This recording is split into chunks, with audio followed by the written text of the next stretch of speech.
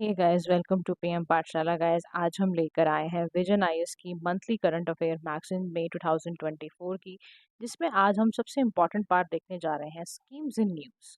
इस बार कौन सी स्कीम रही, स्कीम के क्या ऑब्जेक्टिव्स थे, रिसेंटली ये न्यूज़ में क्यों रही, इसके फीचर्स क्या हैं, हम सारे ही इस बात पर डिस्कशन में लेकर आएंगे। तो आज की जो स्कीम है दैट इज पीएम किसान, जिसका फुल फॉर्म होता है प्रधानमंत्री किसान सम्मान निधि स्कीम।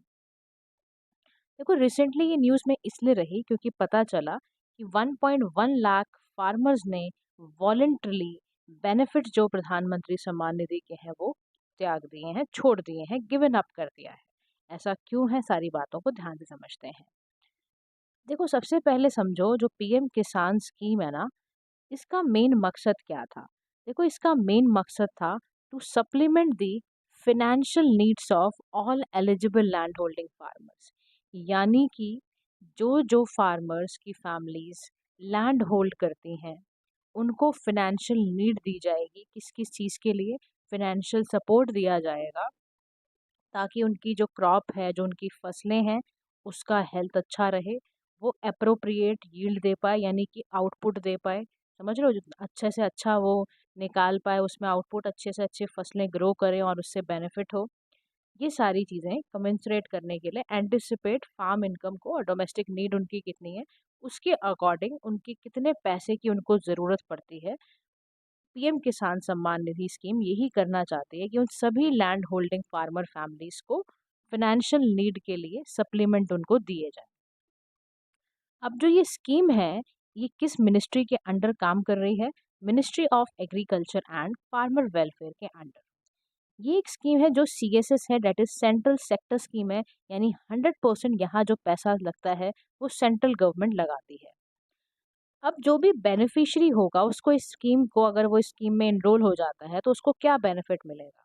उसको ये बेनिफिट मिलेगा कि उसको हर साल 6,000 रुपये मिलेगा। सेंट्रल गवर्नमेंट देगी उसको 3 इंस्टॉलमेंट्स में, 2,000, 2,000, 2,000।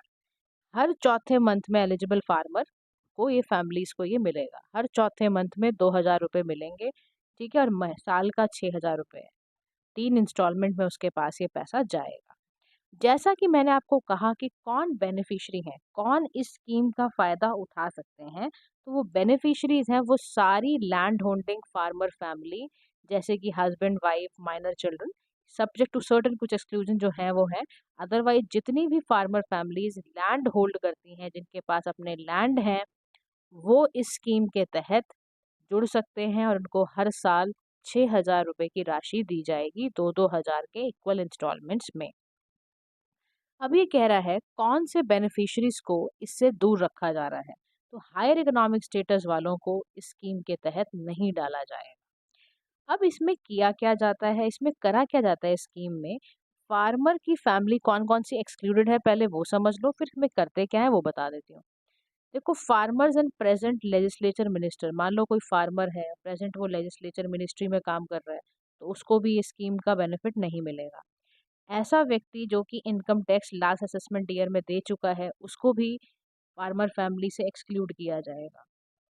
फार्मर की फैमिली में जो भी डॉक्टर, इंजीनियर होगा, उसको भी स्कीम में पार्टिसिपेट करने को नहीं कहा जाएगा। जितना भी रिटायर्ड ऑफिसर्स हैं, जिनकी पेंशन 10,000 रुपये है, इंस्टीट्यूशनल लैंड होल्डर्स हैं, फार्मर होल्डर्स हैं, फार्मर जितने भी मेयर वगैरह हैं, इन सभी को इससे हटाया जाएगा, एक्सक्लूड किया जाएगा। उनको ये बेनिफिट फार्मर फैमिली को नहीं मिलेगा, जो भी इन कैटेगरीज के अंदर आते हैं। अब देखो, इसमें किया क्या जा रहा है। लैंड रिकॉर्ड्स बहुत मैंडेटरी हैं।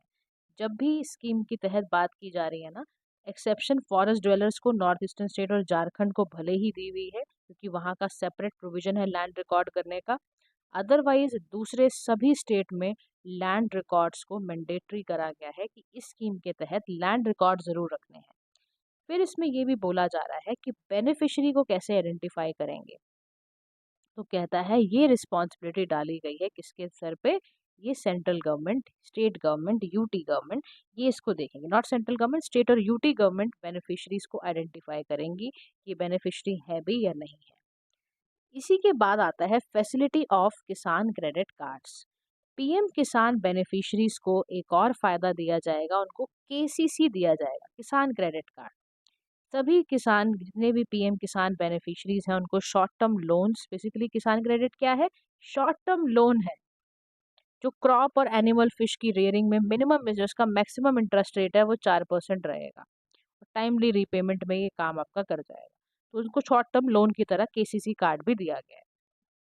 इसी के साथ प्रोजेक्ट मैनेजमेंट यूनिट भी सेंट्रल लेवल पर इस्टेब्लिश की जाएंगी, जो इस पूरी ओवरऑल स्कीम को मॉनिटर करेगा। तो याद रखना, अगर इस स्कीम के तहत ये सारी स्टेटमेंट आए तो ध्यान रखना प्रोजेक्ट मैनेजमेंट यूनिट भी तैयार की जा रही है जो ओवरऑल इस स्कीम को मॉनिटर करेगी। ऐसे ही dedicated PMU project management unit state government के द्वारा भी सेटअप की गई है। इसी के साथ साथ ग्रीवेंस रिड्रेसल भी हैं। जितने भी ग्रीवेंसेस हैं जो कि रिसीव हुए हैं ग्रीवेंस रिड्रेसल कमेटी द्वारा, should be preferably disposed of with in 2 weeks.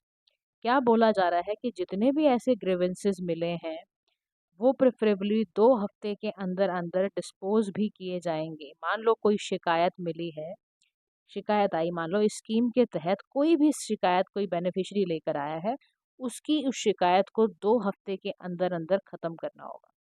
समझ आई बात? Next is prevention of diversion of funds. Only eligible farmer families को ही इसके तहत कवर किया जाएगा। मिनिस्ट्री में 2019 में जबकि डायरेक्ट किया था कि स्टेट गवर्नमेंट वेरीफाई करेगी अराउंड 5% बेनिफिशरीज को हर ईयर फिजिकली मैंडेटली इसमें वेरीफाई करके लेकर आएगी। लेकिन बाद में प्रिवेंशन किया गया कि फंड को डाइवर्जन में कैसे लेकर जाया जाए। उसके तहत to ensure only eligible farmer families, ध्यान रखना सिर्फ एलिजिबल फार्मर फैमिलीज ही इसमें स्कीम के अंदर आएंगी। क्योंकि पहले 2019 में मैंने आपको जैसे बताया ना कि पहले वेरीफाई किया जाता था। एक और प्रोविजन है स्कीम के तहत, क्या, आधार ऑथेंटिकेशन होना महत्वपूर्ण है। इनकम टैक्स पे verification to ensure no ineligible farmer could utilize the benefit. इसमें क्या किया जाता है, बेनिफिशरीज को चेक करने के लिए इन्होंने 2 प्रोविजन बना दिए हैं।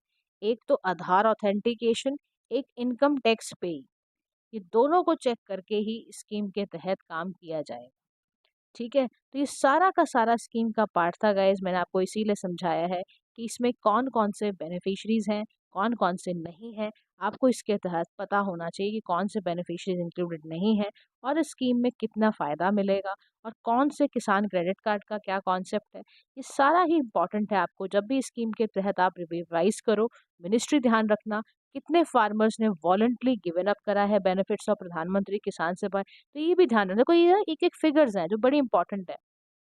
ये सारी आपको बातों को ध्यान रखना है। That is why I came across with this scheme. मैंने कहा इसको तुरंत कराया जाए। तो गाइस कल होपफुली जो लोग प्रीलिम्स में पास हो गए हैं उनको कंग्रेचुलेशन, जो नहीं हो पाए हैं वो गिवन अप ना करें, पढ़ाई शुरू करें, या कोई ऑल्टरनेटिव कुछ और ढूंढ रहे हो तो वो करते जाओ, रुकना नहीं है बिल्कुल भी। So guys thank you so much for listening, do like share and subscribe to PM Pathshala. Have a nice day to